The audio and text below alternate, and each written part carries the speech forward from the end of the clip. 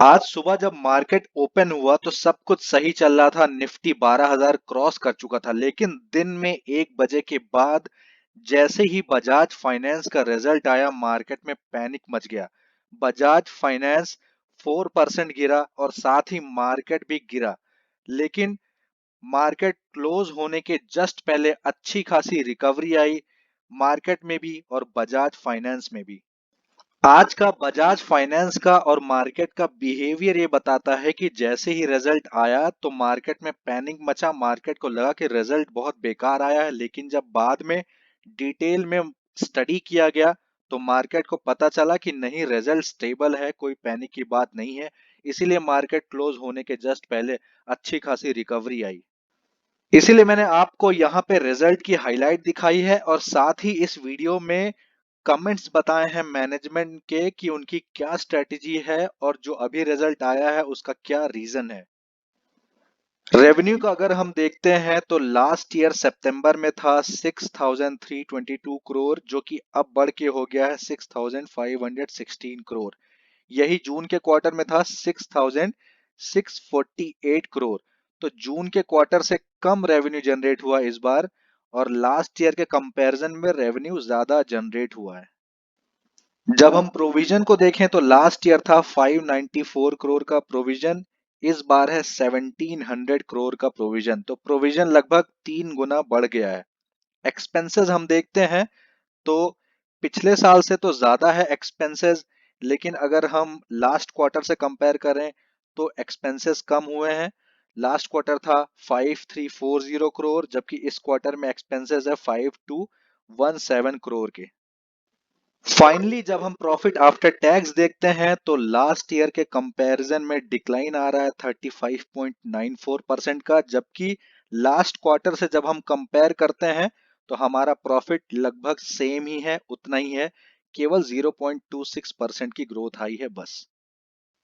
Company ने बोला है कि अगस्त तक इन्होंने कंजर्वेटिव स्टैंस बना के रखा, मतलब ज्यादा अमाउंट में लोन डिस्ट्रीब्यूट नहीं कर रहे थे ये, लेकिन सितंबर से इन्होंने लोन डिस्ट्रीब्यूशन के प्रोसेस को एक्सेलरेट करना स्टार्ट कर दिया है।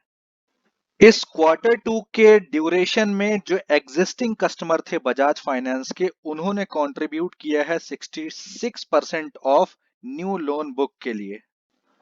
कंपनी का प्लान है कि प्री कोविड लेवल जो था, जो कि लगभग फेब 2020 में जो लेवल था, उस लेवल तक पहुंचने में इन्हें मार्च या अप्रैल तक का टाइम लगेगा 2021 में, और उसके बाद ये कंपनी नॉर्मल ग्रोथ का प्रोसेस स्टार्ट कर देगी और मैक्सिमम ग्रोथ अचीव कर पाएगी फाइनेंशियल ईयर 2022 में। कोविड के टाइम पे कंपनी के पास दो चॉइस थी, या तो वो अपनी वॉल्यूम को ग्रो कराएं या फिर कॉस्ट कटिंग करें। कंपनी ने क्या सेलेक्ट किया?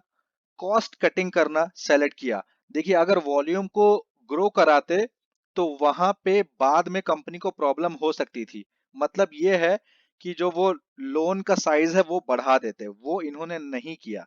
यही दिखाता है कि कंपनी किस तरह से जो उसका बिजनेस मॉडल है उसे फॉलो करती है। तो इन्होंने वॉल्यूम को ग्रो नहीं कराया, बल्कि कॉस्ट कटिंग पे फोकस किया। और यही नहीं, इनका जो फीस थी वो हाई थी इस टाइम पे। क्वार्टर टू में इनकी कमीशन कॉस्ट हाई थी, जो कि थी 25 करोड़। उसके बाद भी इन्होंने जो ऑपरेटिंग एक्सपेंडिचर है उसको रिड्यूस किया ₹224 से। मतलब इन्होंने अपना खर्चा कम किया 224 करोड़ से। ठीक है, उसका रिजल्ट क्या रहा? जो इनकी नेट इंटरेस्ट इनकम है वो 4% ग्रो कर गई, और ऑपरेटिंग एक्सपेंडिचर जो है डी ग्रोथ हुआ उसमें 16% का। कंपनी ने अपने खर्चे को कम करने के लिए जो जो चीजें की थी वो अब धीमे धीमे करके वापस वैसे ही करती जा रही है। फॉर एग्जाम्पल, जैसे जो इंसेंटिव दिया जाता था एम्प्लॉयज को, वो फिर से उसी स्टेट में आ चुका है। तो बीच में इंसेंटिव वगैरह देना कम कर दिया था कंपनी ने या बंद कर दिया था, लेकिन अब उसे फिर से रीइंस्टेट कर रही है। मतलब सेम उतना ही क्वार्टरली इंसेंटिव अब एम्प्लॉयज को मिलेगा। लेकिन कंपनी ने क्लियरली ये भी बोल दिया है कि जो कॉल सेंटर ऑप्टिमाइजेशन है, ट्रेवलिंग पे जो फ्रीज है, मतलब कम ट्रेवलिंग कंपनी करवा रही है अपने एम्प्लॉयज से, और एडवर्टाइजिंग एंड प्रमोशन और जो फिजिकल ट्रेनिंग है उसको भी पोस्टपोन कर दिया गया है। तो ये सारी चीजें क्वार्टर 3 में भी कंटिन्यू रहेगी। उसके बाद कंपनी ने बोला है कि जो भी प्रोविजन वो डिक्लेयर कर रही है वो सिर्फ ऐसा नहीं है कि 3-4 महीने का या 6 महीने का प्रोविजन है, वो लॉन्ग टर्म के लिए देख रही है कि ये जो कोविड का इम्पैक्ट है ईयर 2022 तक में भी कितना हो सकता है। तो ऐसा नहीं कि फाइनेंशियल ईयर 21 के लिए ही प्रोविजन डिक्लेयर कर रहे हैं, ये लोग फाइनेंशियल ईयर 22 को भी दिमाग में रखते हुए प्रोविजन डिक्लेयर कर रहे हैं।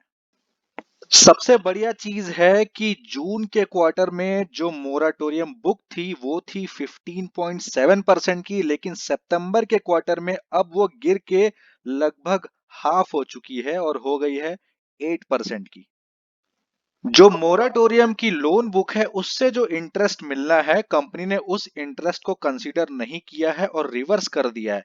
तो इस क्वार्टर कंपनी ने रिवर्स किया है ₹142 करोड़ का इंटरेस्ट। और अगर हम पूरे इस हाफ ईयर को कंसीडर करते हैं, मतलब ये क्वार्टर और इसके पहला वाला क्वार्टर, तो कंपनी ने टोटल इंटरेस्ट जो रिवर्स किया है वो है ₹361 करोड़ का।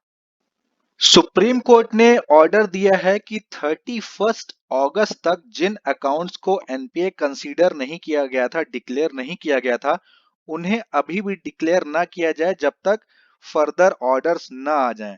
तो इसीलिए दो कैटेगरी इन्होंने दिखाई है एनपीए की। एक वो कैटेगरी है जब हम 31 अगस्त तक का जो एनपीए है उसे हम नहीं डिक्लेयर कर रहे हैं, तो मेरा ग्रॉस एनपीए और नेट एनपीए कितना आता है, जो कि करंटली इन्होंने दिखाया है वो है, ग्रॉस एनपीए है 1.03% का और नेट एनपीए है 0.37% का। लेकिन जब ये 31 अगस्त तक का एनपीए भी दिखा देंगे, डिक्लेयर कर देंगे, तो जो फिगर आती है वो आती है, ग्रॉस एनपीए की है 1.34% और नेट एनपीए आता है 0.56% का।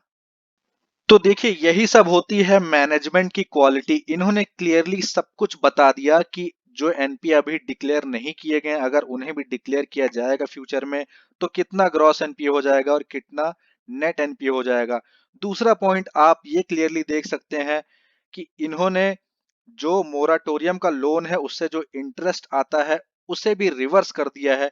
तो ये सब बहुत ही पॉजिटिव चीजें होती हैं मैनेजमेंट से रिलेटेड। और ये था क्वार्टर 2 का अपडेट बजाज फाइनेंस का। इसी के साथ मैं ये वीडियो समाप्त करता हूं। Thank you for watching this video. Bye bye.